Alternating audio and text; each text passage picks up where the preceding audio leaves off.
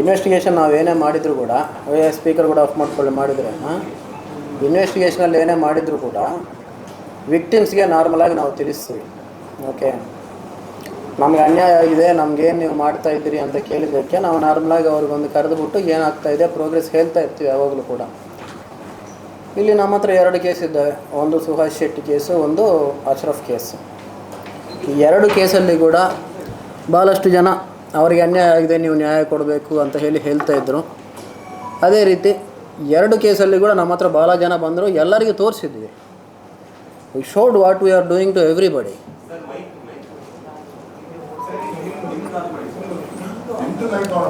ನನ್ನ mic on ಮಾಡಬೇಕಾ? Okay. So 2 ಕಡೆಯಿಂದ ಕೂಡ ಓಕೆನಾ, ಕೇಳಿಸ್ತೀನಿ.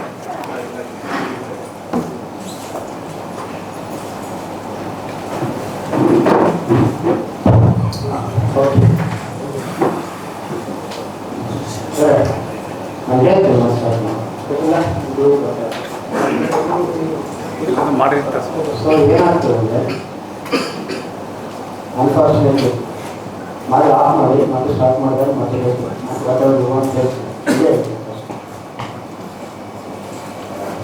ಕೆಲವರು ಬರ್ತಾರೆ ಸುಭಾಷ್ ಶೆಟ್ಟಿ ಕೇಸಲ್ಲಿ ನೀವು ಕರೆಕ್ಟಾಗಿ ಇನ್ವೆಸ್ಟಿಗೇಷನ್ ಮಾಡಬೇಕು, ಕೆಲವು ಮಾಡ್ತಾ ಇಲ್ಲ, ಸಮಸ್ಯೆ ಇತ್ತು ಅಂತ ಹೇಳಿದರು.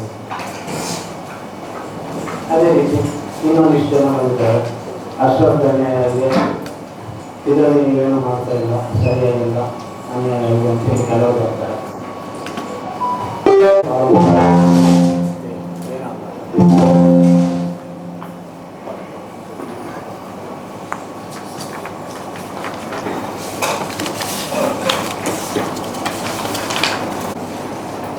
ಓಡಾಗಿದ್ದಾರೆ, ನಾವು ಹಿಡ್ಕೊಂಡ್ಬರ್ತೀವಿ.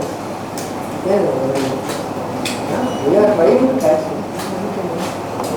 ಬಂದ ಮೇಲೆ ಎವಿಡೆನ್ಸ್ ಇದೆಯಾ ಅಂತ ತೋರಿಸ್ತೀವಿ. ಈಗ ಅವರು ನಮ್ಮನ್ನು ಕೇಳ್ತೀರಿ. ಈಗ ಅವರು ತಪ್ಪಿಸ್ಕೊಂಡಿರೋದು ಒಂದು ತಪ್ಪಿಸ್ಕೊಂಡಿರೋದು 2 ಕಮಿಷನರ್ ಹಿಂದೆ ಹೇಳಿದ ಪದವಿಲ್ಲ. ಅದು ಅವ್ರು ಏನೇ ಇದ್ದಾರೆ ಜನರಿಗೆ ಇದೆ ಅಂದರೆ ಆ ಆರೋಪಿ ಇನ್ನು ಸಿಗಲಿಲ್ಲ ಎನ್ನುವ ರೀತಿಯಲ್ಲಿ ಇರುವಂಥ ಹಿಡ್ಕೊಂಬರ್ತೀವಿ ರೀ. ಬಂದು ಕರ್ಕೊಂಬಂದು ಏನಿದೆ ಅಂತೇಳಿ ಕೇಳೋಣ, ಮಾತಾಡ್ಸೋಣ. ಈಗ ಒಂದಿಬ್ಬರಿಗೆ ನಿನ್ನೆ ನೋಟಿಸ್ ಕೊಟ್ಟಿದ್ವಿ, ಬರ್ರಪ್ಪ ಸ್ಟೇಟ್ಮೆಂಟ್ ಕೊಡಿ ಅಂತ. ಆ ನೋಟಿಸ್ ಕೊಟ್ಟಾಗ ಅವರು ಕಾಣಿಸ್ಲಿಲ್ಲ, ಕೇರಳದಲ್ಲಿದ್ದರು. ಆಯಿತಾ, ವಾಟ್ ಬಿಡು. ಈಗ ಅವನ ಆರೋಪಿ ಓಡೋಗಿದ್ದಾನೆ, ಬಂದಮೇಲೆ ನಾವು ಒಳಗೆ ಹಾಕ್ತೀವಿ. ಅದಲ್ಲ ಸಪ್ರೇಟ್ ಬೇರೆ ಕೇಸಲ್ಲಿ ಹೇಳ್ತಾ ಇದ್ದೀನಿ. Things will happen and it will take its own course. Okay, ಯಾರನ್ನೂ ಕೂಡ ನಾವು ವಿಚಾರಣೆ ಮಾಡದೆ ಬಿಡಲ್ಲ. ಪ್ರತಿಯೊಬ್ಬರನ್ನೂ ವಿಚಾರಣೆ ಮಾಡ್ತೀವಿ. ಪ್ರತಿಯೊಬ್ಬರ ರೋಲು ಕೂಡ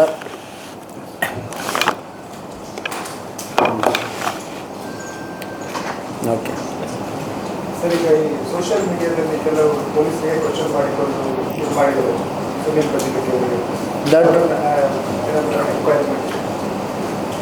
ಕೇರಳ ಬ್ಯಾಚ್ ಅದೇ ನೋಟಿಸ್ ಕೊಟ್ಟಿದ್ದೀವಿ. ಎಲ್ಲರನ್ನೂ ಬರೋಕ್ಕೆ ಕೇಳಿದ್ವಿ, ಕರೆದಿದ್ವಿ. ಇಲ್ಲ ಬರ್ತಾ ಇಲ್ಲ ಅಂದರೆ ಏನು ಮಾಡ್ತೀವಿ, ಆಮೇಲೆ ಕರ್ಕೊಂಬರ್ಬೇಕಾಗುತ್ತೆ. ಕರ್ಕೊಂಬಂದು ಕೇಳ್ತೀವಿ. ಏನಾದರೂ ಇದ್ದರೆ yes will definitely take action based on that. ಏನಾದರೂ ಇಲ್ಲ ಅಂದರೆ you are doing a crime, will take action on that. ಅಷ್ಟೇ, ಬೇರೇನಿಲ್ಲ. ಸರ್, ಅದರಲ್ಲಿ ಸಚಿನ್ ಶೆಟ್ಟಿ ಅಂತ ಅವರು ಮತ್ತೆ ವಿಡಿಯೋ ಮಾಡಿ ಪೊಲೀಸರು ಟಾರ್ಚರ್ ಮಾಡಿದ್ದಾರೆ ಅಂತ ವಿಡಿಯೋ ಮಾಡಿ ಹಾಕಿದ್ದಾರೆ. ಏನು ಟಾರ್ಚರ್ ಅಂದರೆ ಯಾರು ಹೊಡೆದಿದ್ದಾರಾ? ಹಾಗೆ ಅಂತ ಅವರು ಹೇಳಿದ್ದಾರೆ. ಹೊಡೆದಿದ್ದಾರಂತ ಎಲ್ಲರೂ ಹೇಳಿದ್ದಾರಾ? ಯಾರಾದ್ರು ಹೇಳ್ರಿ, ಹೊಡೆದಿದ್ದಾರಂತ ಯಾರಾದರೂ ಹೇಳಿದ್ದಾರಾ? ನಾವು ನಿಮ್ಗೆ ಒಂದೇ ವಿಷಯ ಹೇಳ್ತೀನಿ. ಅದಕ್ಕೆ ಮೊದಲು ಇನ್ನೊಂದು ಪೋಸ್ಟು ಹಾಕಿದ್ದಾನಲ್ಲ, ನಾನು ಡಿಪ್ರೆಷನಲ್ಲಿ ಬಂದಿದ್ದೀನಿ ಅಂತೇಳೇನು. ಹೊಡೆದಿದ್ದಾವಂತ ಎಲ್ಲೂ ಹೇಳಿಲ್ಲ. ಆ ವಿಡಿಯೋ ಸರಿಯಾಗಿ ನೋಡಿ. ನಾನು ನಿಮ್ಗೆ ಅದೇ ಹೇಳಿದ್ದೆ, ಯಾರನ್ನಾದ್ರೂ ನಾವು ಕರ್ಕೊಂಡು ಬಂದರೆ 100 ಸಲ ವಿಚಾರಣೆ ಮಾಡ್ತೀವಿ, 100 ದಿವಸ ವಿಚಾರಣೆ ಮಾಡ್ತೀವಿ. ನಮ್ಮ ಹತ್ರ ಸಾಕ್ಷ್ಯ ಇದೆ ಅಂದರೆ, ಅಲ್ಲಿ ಇದ್ದಾನೆ ಅಂತ ಹೇಳ್ಬಿಟ್ಟು ಎವಿಡೆನ್ಸ್ ಇದೆ ಅಂದರೆ ಹೇಳ್ರಲ್ವ, ಅದಕ್ಕೆ ಕೇಳಿದ್ದು, ಅದಕ್ಕೆ ಕರೆದಿದ್ವಿ. ಇಲ್ಲ ಅಂದರೆ ಏನು ಮಾಡ್ತೀವಿ? ಓಕೆ, ನಿಮ್ಗೆ ಅದೇ ಟಾರ್ಚರ್ ಅನಿಸಿದೆ. ಇಲ್ಲಿ ಕೆಲವ್ರಿಗೊಂದು ಫೀಲಿಂಗ್ ಇದೆ, ಯಾರು ಕೂಡ ನನ್ನನ್ನು ಪೊಲೀಸ್ ಸ್ಟೇಷನ್ಗೆ ಕರೆಯಲೇಬಾರ್ದು. ನೋ ಬಡಿ is exempt from law. N IO who is a head constable can call anybody in his case. ಈ ಕೇಸ್ಗಳಲ್ಲಿ DSPs ಇದ್ದಾರೆ. They will call anybody whom they think are having information in that particular case. ಅಷ್ಟು ಮಾಡ್ತಾರೆ.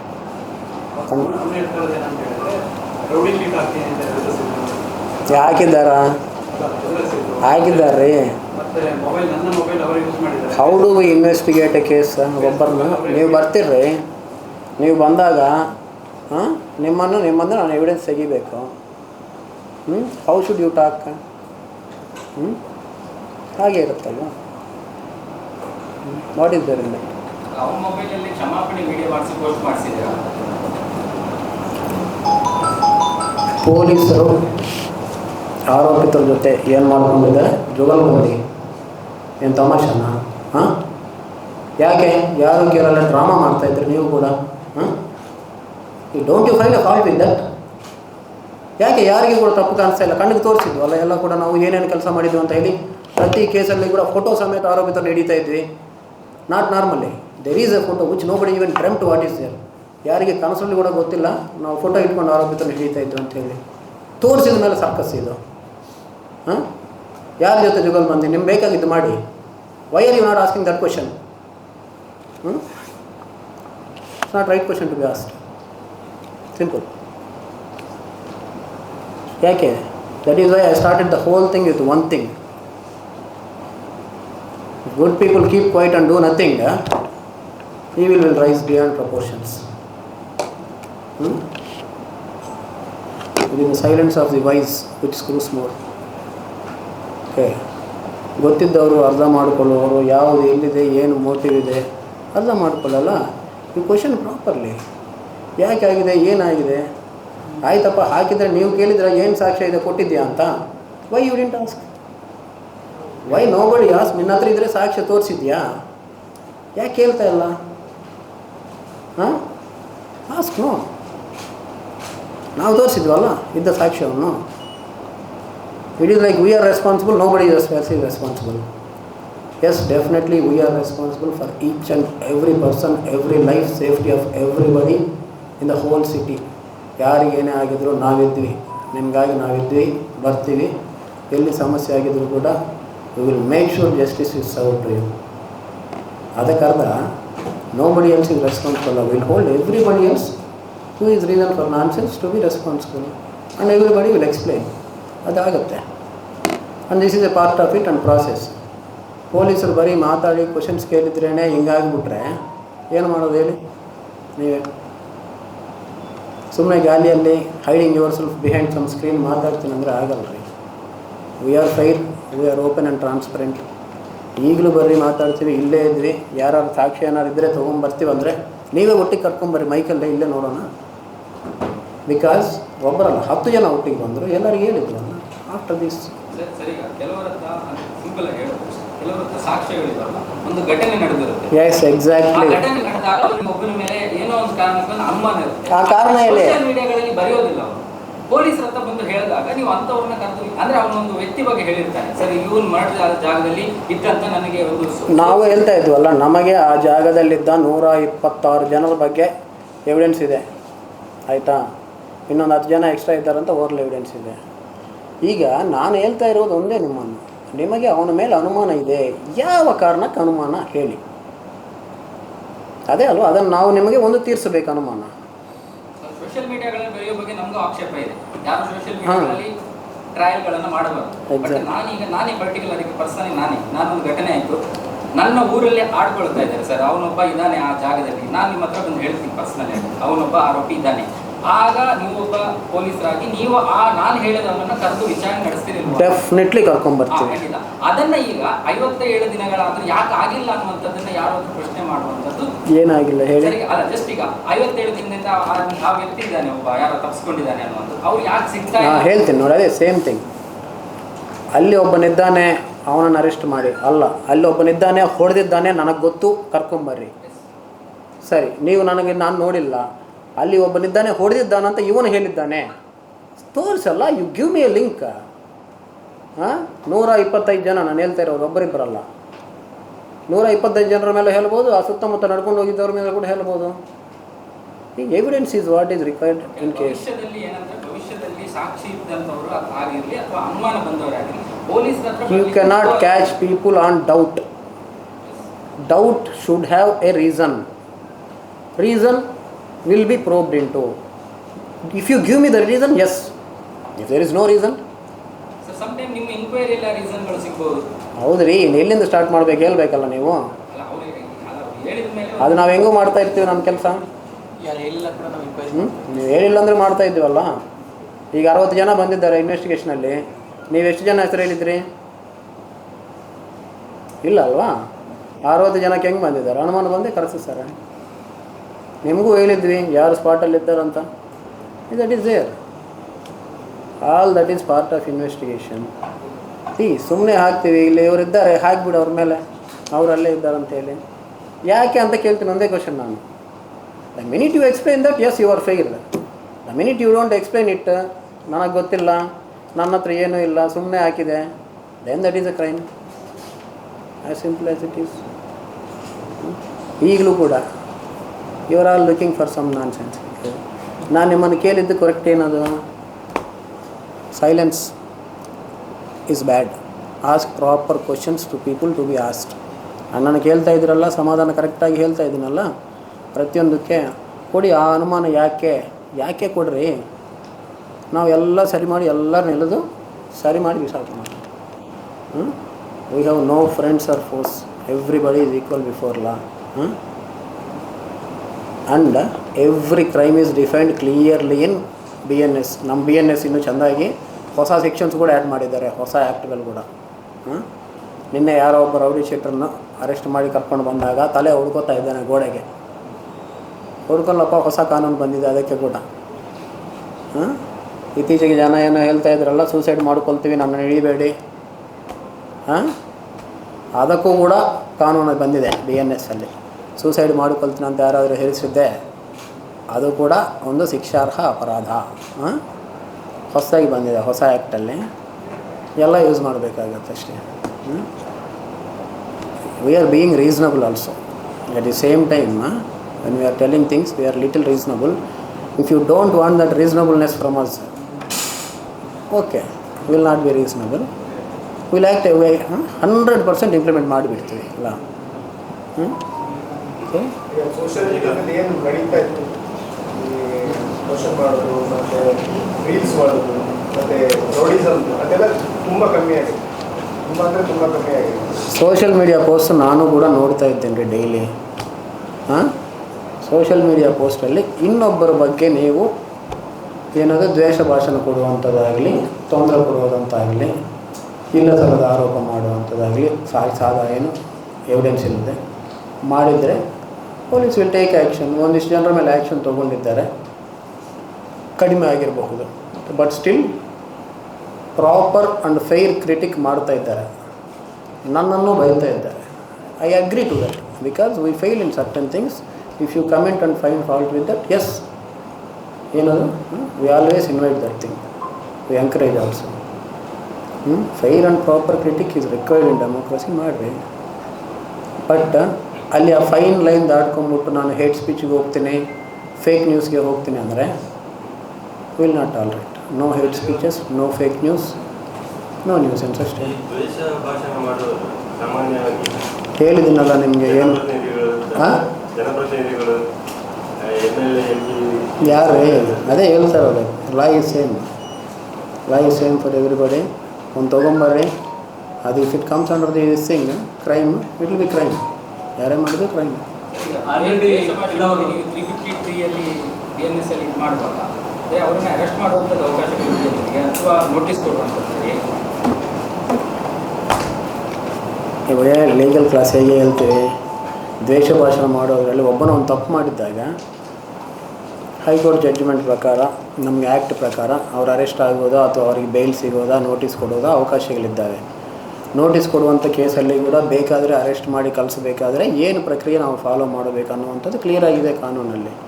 So if there is somebody who is doing something, notice ಕೊಡುವಂಥ ಪ್ರಕರಣಗಳಲ್ಲಿ ಮತ್ತೆ ಇವರು ಮಾಡ್ತಾರೆ, ಇವರೇನು ಅರ್ಧ ಮಾಡಿಕೊಂಡಿಲ್ಲ ಅಂತಿದ್ದಾಗ there are provisions of law, will implement that ಅಷ್ಟೇ. ಕಾನೂನೇನು ಅಷ್ಟು ವೀಕ್ ಆಗಿದೆ ಅಂತ ಅಂದ್ಕೋಬೇಡಿ. ಕೆಲವು ಸಲ judges they will decide what they want. So ನಾವು ಅದಕ್ಕೆ ರೆಸ್ಪೆಕ್ಟ್ ಕೊಡ್ತೀವಿ.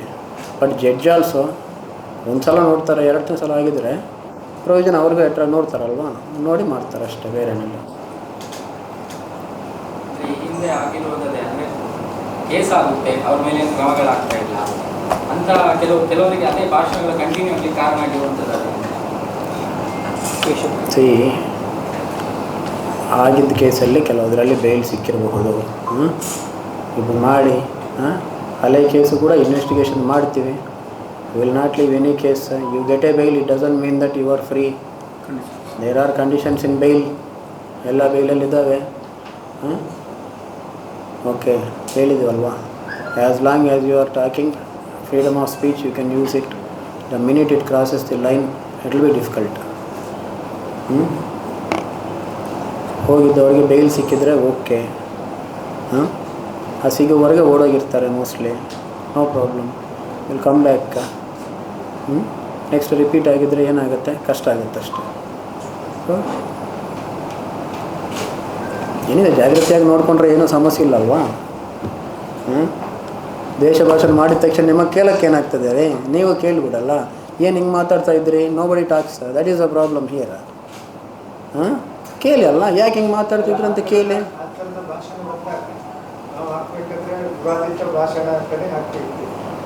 ಯಾಕೆ ಇವರು ಮಾಡಿದ್ದಾರೆ ಅಂತೇಳಿ ಆಗ್ಬೋದಿತ್ತಲ್ಲ.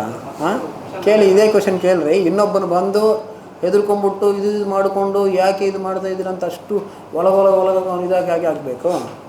You are wise people, knowledgeable people. If you ask, ನೋ ಬಡಿ will do that. Why don't you ask? Everybody has a role, right? Definitely you are all very good, doing a great role, but you are not questioning.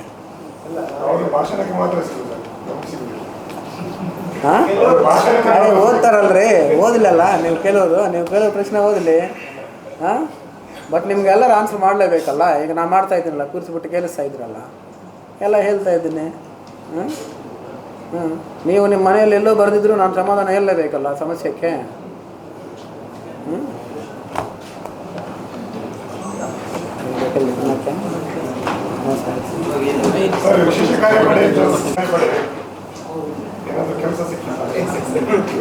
ಈ ವಿಶೇಷ ಕಾರ್ಯಪಡೆಗೆ training ಆಗ್ತಾಯಿದೆ. There are 3-4 wings in that. ಆ ಜಿಯೋದಲ್ಲಿ ಏನಿದೆ ಅದರ ಪ್ರಕಾರನೇ wings ಇದ್ದಾವೆ. ಸೊ ಅವರೆಲ್ಲರೂ ಕೂಡ professional training is being given to them. Next month ಇದರಲ್ಲಿ ಒಂದು ಪರ್ಟಿಕ್ಯುಲರ್ ವಿಂಗಿಗೆ ಬ್ಯಾಂಗ್ಳೂರಲ್ಲಿ ಟ್ರೈನಿಂಗ್ ನಡೀತದೆ.